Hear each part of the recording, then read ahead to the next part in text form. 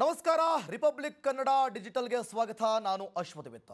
ಯಾವ ವಿಚಾರವನ್ನು ಇವತ್ತು ಎತ್ಕೊಂಡು ಬರ್ತಾ ಇದ್ದೀನಿ ಅಂತಂದರೆ, ತಮಿಳು ನಟ ಕಮಲ್ ಹಾಸನ್ ತಮಿಳಿನಿಂದಲೇ ಕನ್ನಡ ಬಂದಿದ್ದು, ಇದಕ್ಕೆ ನೀವೆಲ್ಲರೂ ಕೂಡ ತಲೆ ಬಾಗಲೇಬೇಕು ಅಂತ ಅವರ ತಗ್ ಲೈಫ್ ಆಡಿಯೋ ಲಾಂಚ್ ವೇಳೆ ಮಾತನಾಡಿದಂಥ ಮಾತಿನ ಬಗ್ಗೆ ಮಾತನಾಡೋದಕ್ಕೆ ಬಂದಿದ್ದೇನೆ.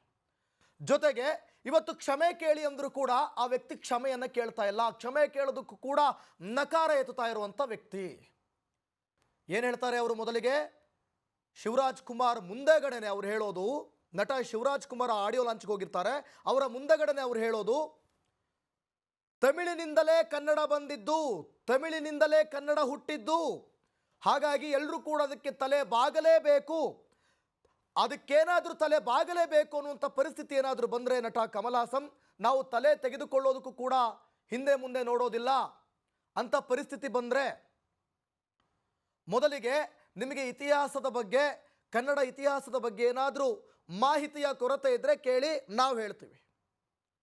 ಕನ್ನಡಕ್ಕೆ 2000 ವರ್ಷಗಳ ಇತಿಹಾಸ ಇದೆ ಅಂಥೇಳಿ ಅಧಿಕೃತ ಇರಬಹುದು. ಆವತ್ತು ನಿಮ್ಮ ತಮಿಳಿಗರೇ ಇದ್ದಿದ್ದು, ಅಲ್ಲಿ ನಡೆದಂಥ ರಾಜಕೀಯದ ಬಗ್ಗೆ ನಾವು ಆರ್ಟಿಕಲನ್ನು ಓದಿದ್ದೇವೆ.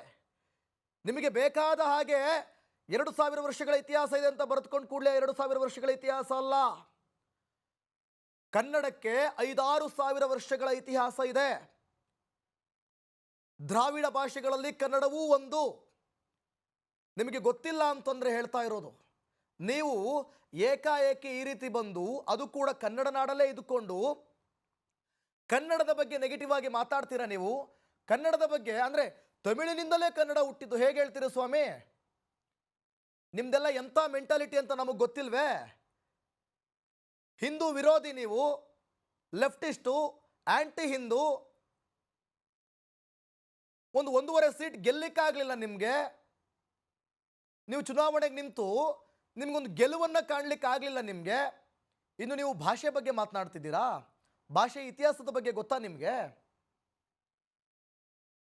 ನೀವಿನ್ನೂ ಹುಟ್ಟೇ ಇರಲಿಲ್ಲ ಸ್ವಾಮಿ, ನೀವಿನ್ನೂ ಹುಟ್ಟೇ ಇರಲಿಲ್ಲ. ಅದಾಗಲೇ ಕರ್ನಾಟಕದ ಭೂಪಟದೊಳಗೆ ತಮಿಳುನಾಡಿತ್ತು ಅನ್ನೋದನ್ನು ಮರಿಬೇಡಿ. ನೀವಿನ್ನೂ ಹುಟ್ಟೇ ಇರಲಿಲ್ಲ. ಕರ್ನಾಟಕ ಸೇರಿದಂತೆ ಮಹಾರಾಷ್ಟ್ರ, ಕೇರಳ, ಆಂಧ್ರ ಪ್ರದೇಶ, ನಿಮ್ಮ ತಮಿಳುನಾಡು, ಇಲ್ಲೆಲ್ಲ ಕೂಡ ಕನ್ನಡ ಪಸರಿಸಿದೆ. ಮಾತೃಭಾಷೆಯನ್ನಾಗಿ ಕನ್ನಡ ಮಾತನಾಡುವವರು ಇದ್ದಾರೆ. ನಾವು ಕನ್ನಡಿಗರು ವಿಶಾಲ ಹೃದಯದವರು. ನಿಮ್ಮ ಸಿನಿಮಾಗಳನ್ನು ನಾವು ಒಳಗಡೆ ಬಿಟ್ಕೊಳ್ತೀವಿ, ನಿಮ್ಮ ಭಾಷೆಯನ್ನು ನಾವು ಒಳಗಡೆ ಬಿಟ್ಕೊಳ್ತೀವಿ, ನಾವು ನಿಮ್ಮ ಭಾಷೆಯನ್ನು ಗೌರವಿಸ್ತೀವಿ. ಅದಕ್ಕೆ ನಿಮ್ಮಿಂದನೇ ನಾನು ಹುಟ್ಟಿದ್ದು ಅಂತಂದರೆ ಆಗುತ್ತೆ? ಕನ್ನಡಿಗರು ತಮಿಳುನಾಡಿಗರಿಂದನೇ ಹುಟ್ಟಿದ್ದು, ಕನ್ನಡಿಗರನ್ನು ಹುಟ್ಟಿಸಿದ್ದು ತಮಿಳುನಾಡಿಗರು ಅಂತಂದರೆ ಆಗುತ್ತೆ? ನಮ್ಮ ನೀರು ಕುಡಿದು ಬದುಕ್ತಾ ಇದ್ದೀರಿ ಸ್ವಾಮಿ ನೀವು. ನಾವೀಗ ಕರ್ನಾಟಕ ಏನಾದರೂ ಒಂದು ಡಿಸಿಷನ್ ತೆಗೆದುಕೊಂಡ್ರೆ ನಮ್ಮ ನೀರನ್ನು ಕುಡಿದು ನೀವು ಬದುಕ್ತಾ ಇರೋದು, ನಿಮ್ಮೆಲ್ಲರಿಗೂ ಉಸಿರು ದಾನ ಮಾಡ್ತಾ ಇರೋದು ಕರ್ನಾಟಕ, ಕನ್ನಡ. ವೀಕ್ಷಕರೇ, ಕನ್ನಡ ಅಂತ ಬಂದಾಗ ರಿಪಬ್ಲಿಕ್ ಕನ್ನಡ ಸದಾ ಹೋರಾಟವನ್ನು ಮಾಡಿದೆ. ಕಾವೇರಿ ನೀರಿಗಾಗಿರ್ಬೋದು, ನೆಲ ಜಲ ಭಾಷೆ ಅಂತ ಬಂದಾಗ ರಿಪಬ್ಲಿಕ್ ಕನ್ನಡ ಸೆಡೆದು ನಿಂತಿರೋದು ಕನ್ನಡಕ್ಕಾಗಿ, ಕನ್ನಡ ಭಾಷೆಗಾಗಿ. ನಾವು ಎಷ್ಟರ ಮಟ್ಟಿಗೆ ದೇಶವೇ ಮೊದಲು ಅಂತ ನಾವು ಹೇಳ್ತೀವೋ, ನಮಗೆ ಭಾಷೆಯೂ ಮೊದಲು, ನಮ್ಮ ರಾಜ್ಯವೂ ಮೊದಲು. ನಮ್ಮ ಭಾಷೆ, ನೆಲ ಜಲ ಭಾಷೆ ಅಂತ ಬಂದಾಗ ನಾವು ನಿಂತೇ ನಿಲ್ತೀವಿ. ಕಮಲ್ ಹಾಸನ್ ಹೇಳಿಕೆಯನ್ನು ಕೊಟ್ರಿ, ನಿಮ್ಮ ಸಿನಿಮಾ ಮಾತ್ರ ಇಲ್ಲಿ 1000 ಕೋಟಿ ಬಿಸ್ನೆಸ್ ಮಾಡಬೇಕು, ಓ ಕಮಲ್ ಹಾಸನ್ ಅಂತ ಇಲ್ಲಿ ರೆಸ್ಪೆಕ್ಟ್ ಕೊಡಬೇಕು, ಆದರೆ ತಮಿಳಿನಿಂದ ಕನ್ನಡ ಹುಟ್ಟಿದ್ದು ಅಂತ ಹೇಳಲಿಕ್ಕೆ ನಾಚಿಕೆ ಆಗೋದಿಲ್ವ ನಿಮಗೆ? ನಾಚಿಕೆ ಆಗೋದಿಲ್ವೇನ್ರಿ? ನೀವು ಕಾಲು ಕಿತ್ತಿದ್ದು ನಿಜ. ನೆನ್ನೆ ಮಾಧ್ಯಮಗಳು ಬಂದಾಗ, ಕ್ಯಾಮ್ರಾ ನಿಮ್ಮ ಮುಂದೆ ಹಿಂಗೆ ಕ್ಯಾಮ್ರಾ ಹಿಡಿಲಿಕ್ಕೆ ಬಂದಾಗ ನೀವು ಕಾಲು ಕೀಳಬೇಕು, ಇಲ್ಲಾಂದ್ರೆ ಕಾಲು ಮುರಿದು ಹಾಕ್ತಾರಲ್ಲ. ನೀವು ಕಾಲು ಕಿತ್ತಿದ್ದೇ ಒಳ್ಳೇದಾಯ್ತು, ಇಲ್ಲಾಂದ್ರೆ ಕಾಲು ಮುರಿದು ಹಾಕ್ತಾ ಇದ್ರು. ಕನ್ನಡಿಗರಂದ್ರೆ ಏನಂತ ಅಂದ್ಕೊಂಡಿದ್ದೀರಿ ನೀವು? ಕನ್ನಡ ಅಂತಂದ್ರೆ ಏನು ಅಂದ್ಕೊಂಡಿದ್ದೀರಿ? ನಾವು ಪ್ರತಿ ಬಾರಿ ಕೂಡ ಕನ್ನಡಿಗರು ವಿಶಾಲ ಹೃದಯದವರು. ಹೌದಪ್ಪ, ವಿಶಾಲ ಹೃದಯದವರು. ನಾವೆಲ್ಲವನ್ನೂ ಕೂಡ ಒಳಗಡೆ ಬಿಟ್ಕೊಳ್ತೀವಿ. ವೀಕ್ಷಕರು, ನಾನು ಉದಾಹರಣೆ ಕೊಡೋದಾದರೆ, ತಮಿಳುನಾಡಿಂದ ಇಲ್ಲಿ ಯಾರಾದರೂ ಬಂದು ನಮ್ಮ ಆಟೋ ಡ್ರೈವರ್ಸ್ಗಳನ್ನು, ಚಾಲಕರನ್ನು, ಇಲ್ಲಿ ಕಾರ್ಮಿಕರನ್ನು, ಇಲ್ಲಿ ಸ್ಥಳೀಯರನ್ನು ಅವರೇನಾದರೂ ಒಂದು ಅಡ್ರೆಸ್ ಕೇಳ್ತಾರೆ ಅಂತ ಇಟ್ಕೊಳ್ಳಿ. ಅವರು ತಮಿಳಿನಲ್ಲೇ ಅಡ್ರೆಸ್ ಕೇಳ್ತಾರೆ. ಅವ್ರಿಗೆ ಕನ್ನಡ ಬರಲ್ಲ, ಕನ್ನಡದ ಗಂಧಗಾಳಿ ಗೊತ್ತಿರಲಿಕ್ಕಿಲ್ಲ ಅವರಿಗೆ. ಗೊತ್ತಿರಬೇಕು ಅಂತಲೇ ಏನಿಲ್ಲ, ಗೊತ್ತಿರಲ್ಲ ಅಂತ ಇಟ್ಕೊಳ್ಳಿ. ನಾವೇನು ಮಾಡ್ತೀವಿ? ನಾವು ವಿಶಾಲ ಹೃದಯದವರಲ್ವೇ?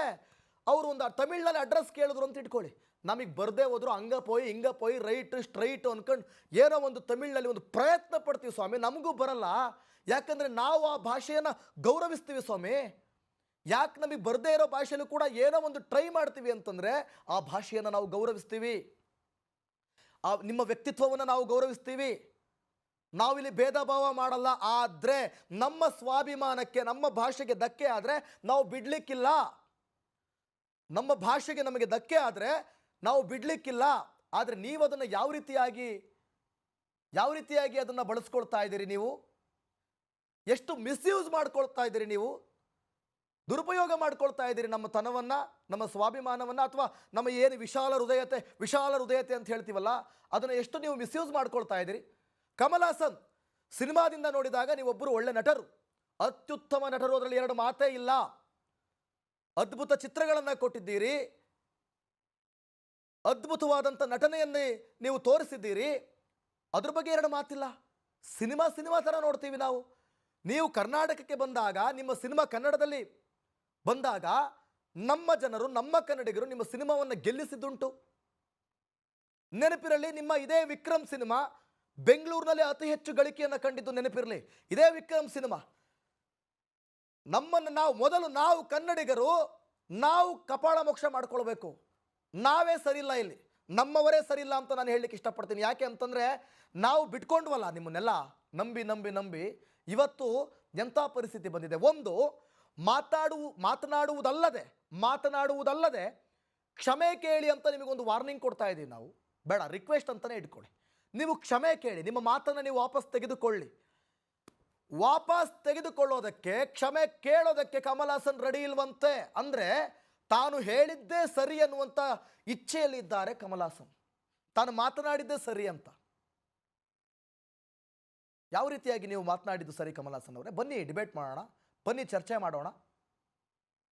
ನಮ್ಮ ಹೀರೋಗಳು ಕೇಳಿಸ್ಕೊಳ್ಳಿ. ಈಗ ದೊಡ್ಡ ಹೀರೋಗಳೇ, ನೀವು ನಿಮ್ಮ ಚಿತ್ರವನ್ನು ತಮಿಳುನಾಡಲ್ಲೋ, ಆಂಧ್ರ ಪ್ರದೇಶದಲ್ಲೋ, ಕೇರಳದಲ್ಲೋ, ಮತ್ತೊಂದೋ ಮಹಾರಾಷ್ಟ್ರದಲ್ಲೋ, ಮುಂಬೈಯಲ್ಲೋ ಪ್ರಚಾರಕ್ಕೆ ಅಂತ ಹೋದಾಗ ಅಲ್ಲಿನ ಭಾಷೆ ಮಾತಾಡಿ ಬರ್ತೀರಿ, ದೊಡ್ಡತನ ಅನ್ಸ್ಕೊಂಡು ಬರ್ತೀರಿ. ಅಲ್ಲಿ ಹೋಗ್ತೀರಿ, ಬರಲ್ಲ ನಿಮಗೆ ಸರಿಯಾಗಿ, ಆದರೂ ತಮಿಳಿನಲ್ಲಿ ಪ್ರಯತ್ನ ಮಾಡ್ತೀರಿ, ತೆಲುಗುವಿನಲ್ಲಿ ಪ್ರಯತ್ನ ಮಾಡ್ತೀರಿ, ಹಿಂದಿಯಲ್ಲಿ ಪ್ರಯತ್ನ ಮಾಡ್ತೀರಿ, ಮಲಯಾಳಂನಲ್ಲಿ ಪ್ರಯತ್ನ ಮಾಡ್ತೀರಿ. ಎಷ್ಟು ಜನ ಅವರ ಹೀರೋಗಳು ಬಂದು ಕರ್ನಾಟಕದಲ್ಲಿ ನಿಂತುಕೊಂಡು ಕನ್ನಡ ಭಾಷೆಯನ್ನು ಮಾತನಾಡೋದಕ್ಕೆ ಪ್ರಯತ್ನಗಳನ್ನು ಪಟ್ಟಿದ್ದಾರೆ. ಸಾಧ್ಯ ಇಲ್ಲ, ಬೇಕಾಗಿಲ್ಲ. ಯಾಕಂದರೆ ಅದು ಅವರಿಗಿರುವಂಥ ಭಾಷಾಭಿಮಾನ, ನಿಜವಾದ ಸ್ವಾಭಿಮಾನ ಅದು ಸ್ವಾಮಿ. ಆದರೆ ನಾವು ಅವರ ಭಾಷೆಯನ್ನು ಪ್ರೀತಿಸುತ್ತೇವೆ, ಗೌರವಿಸುತ್ತೇವೆ, ಅದಕ್ಕೆ ಮಾತನಾಡುತ್ತೇವೆ. ಇವತ್ತು ಆಗಬೇಕಿತ್ತು ನಮಗೆ, ಯಾವನೋ ಒಬ್ಬ ಬರ್ತಾನೆ ಬಾಯಿಗೆ ಬಂದಾಗ ಮಾತಾಡ್ತಾನೆ, ಯಾರೋ ಒಬ್ಬ ಬರ್ತಾನೆ ಕನ್ನಡದ ಬಗ್ಗೆ, ಅಂದರೆ ಏನು ಭಾಷೆ ಬಗ್ಗೆ ಮಾತಾಡ್ಲಿಕ್ಕೆ ಶೋಕಿ ಕೆಟ್ಟೋಯ್ತಾ ಇಲ್ಲಿ? ಅಂದರೆ ಭಾಷೆ ಬಗ್ಗೆ ಮಾತಾಡಿ ಇಲ್ಲಿ ಶೋಕಿ ಮಾಡ್ತಾ ಇದ್ದಾರೆ ಅವರು. ಅಂದರೆ ನೀವು ಸಕ್ಸಸ್ಫುಲ್ ಜೀವನ ನಡೆಸೋದಕ್ಕೆ ನಮ್ಮ ಭಾಷೆ ಬೇಕಾ? ನೀವು ಈಗ ಎಲ್ಲೆಡೆ ವೈರಲ್ ಆಗೋದಕ್ಕೆ ನಮ್ಮ ಭಾಷೆನೇ ಬೇಕಿತ್ತ? ನಮ್ಮ ಭಾಷೆನೇ ಎತ್ಕೊಳ್ಬೇಕಿತ್ತ ನೀವೀಗ? ಅಂದರೆ ಕನ್ನಡ ಭಾಷೆಯ ವಿರುದ್ಧ ಮಾತನಾಡಿದ್ರೆ ನಿಮಗೊಂದು ನೇಮು ಫೇಮು ಸಿಗುತ್ತೆ, ನಿಮಗೊಂದು ಒಳ್ಳೆ ಹೆಸರಾಗುತ್ತೆ, ಅದಕ್ಕೆ ಕನ್ನಡ ಭಾಷೆನೇ ಬೇಕಾ? ಬಿಟ್ಟು ಬಿದ್ದಿದೆಯಾ ಇಲ್ಲಿ ಕನ್ನಡ ಭಾಷೆ ನಿಮಗೆ? ಕಮಲ್ ಹಾಸನ್ ಆಗಲ್ಲ ಅಂದರೆ ಹೋಗಯ್ಯ, ನಿಮ್ಮ ಊರಲ್ಲೇ ನಿಮ್ಮ ಪಿಕ್ಚರನ್ನು ರಿಲೀಸ್ ಮಾಡ್ಕೊಳ್ಳಯ್ಯ. ಅದು ಬಿಟ್ಟು ಇಲ್ಲಿ ಬಂದು ಯಾಕೆ ಮತ್ತೊಬ್ಬರಿಗೆ ನೋವು ಮಾಡ್ತೀಯಾ? ಮತ್ತೊಂದು ಕನ್ನಡ ಅಂದರೆ ಅದೊಂದು ಸಮುದಾಯ, ಕನ್ನಡ ಅಂದರೆ ಅದೊಂದು ಭಾಷಾ ಸಮುದಾಯ, ಅದಕ್ಕೀಗ ನೀನು ನೋವು ಮಾಡ್ದಂತಾಯಿತು. ಇಷ್ಟೆಲ್ಲ ನೇಮು ಫೇಮು ಹಿಡ್ಕೊಂಡು ತಮಿಳಲ್ಲಿ ಒಂದೆರಡು ಸೀಟ್ ಗೆಲ್ಲಕ್ಕಾಗಲಿಲ್ಲ ಸ್ವಾಮಿ ನಿನ್ನ ಕೈಲಿ, ಒಂದೆರಡು ಸೀಟ್ ಗೆಲ್ಲಕ್ಕಾಗಲಿಲ್ಲ. ಹೋಗಿ ಗೆಲ್ಲೋದು ನೋಡ್ಕೊಳ್ಳಯ್ಯ ನೀನಲ್ಲಿ. ಈಗ ನಿಮ್ಮ ತಮಿಳ್ನಾಡಲ್ಲಿ ನೀನು ಗೆಲ್ಲೋದು ನೋಡ್ಕೋ. ಒಂದು ಕ್ಷಮೆ ಕೇಳೋದಕ್ಕೂ ಕೂಡ ನಿನ್ನ ಮನಸ್ಸು ಒಪ್ತಾ ಇಲ್ಲ ಅಂತಂದರೆ ನಿಮ್ಮ ಸಿನಿಮಾ ನಾವು ಯಾಕೆ ನೋಡಬೇಕು? ನಿನ್ನ ಸಿನಿಮಾನ ನಾವು ಯಾಕೆ ನೋಡಬೇಕು? ಅದೇ ಪ್ರಶ್ನೆ. ಈಗ ವಿಕ್ರಮ್ ಸಿನಿಮಾನ ಎಷ್ಟರ ಮಟ್ಟಿಗೆ ಇಲ್ಲಿ ಹಿಟ್ ಮಾಡಿಸಿರೋದು ಬೆಂಗಳೂರಿನಲ್ಲಿ?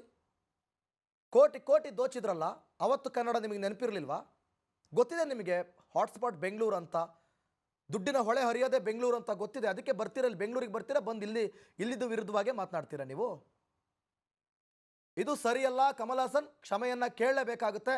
ಇಲ್ಲ ಅಂತಂದರೆ ನಿಜಕ್ಕೂ ಕೂಡ ಕನ್ನಡಿಗರು ಯಾವ ರೀತಿಯಾದಂಥ ಒಂದು ನಿರ್ಧಾರವನ್ನು ತೆಗೆದುಕೊಳ್ತಾರೆ, ಅಥವಾ ಬೇರೆ ರೀತಿಯಾದಂಥ ಹೋರಾಟಗಳನ್ನು ನೀವು ಎಕ್ಸ್ಪೆಕ್ಟ್ ಮಾಡ್ತಾ ಇದ್ದೀರಾ ಅಂದರೆ ದಯವಿಟ್ಟು ಇದನ್ನು ಇಲ್ಲಿಗೆ ನಿಲ್ಲಿಸಿ ಕ್ಷಮೆಯನ್ನು ಕೇಳಿ ಮುಂದುವರಿಬೇಕಾಗುತ್ತೆ. ನಿಜವಾಗ್ಲೂ ನೀವು ಕೇಳುವಂಥ ಕ್ಷಮೆಯನ್ನು, ಅದನ್ನು ಒಪ್ಪಿಕೊಳ್ಳುವಂಥ ಗುಣ, ಕ್ಷಮಿಸುವಂಥ ಗುಣ ಕನ್ನಡಿಗರಿಗಿದೆ. ಇದಾಗಿತ್ತು ರಿಪಬ್ಲಿಕ್ ಕನ್ನಡದ ಡಿಜಿಟಲ್ ಲೈವ್. ನೋಡ್ತಾರೆ ರಿಪಬ್ಲಿಕ್ ಕನ್ನಡ, ಇದು ನಿಮ್ಮ ಧ್ವನಿ.